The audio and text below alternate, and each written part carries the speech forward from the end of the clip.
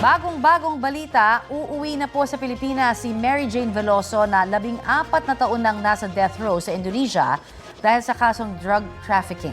Ayon mismo kay Pangulong Bongbong Marcos, kasunod ng mahigit isang dekadang pakikipag-usap ng gobyerno ng Pilipinas sa gobyerno ng Indonesia.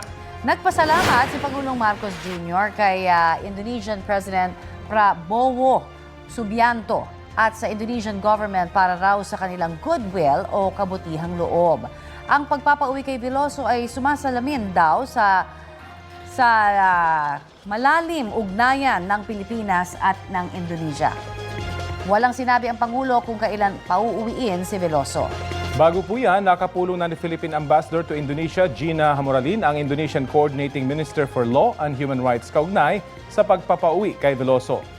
2010 nang maaresto at mahatulan ng bitay si Veloso para sa kasong drug trafficking matapos siyang mahulihan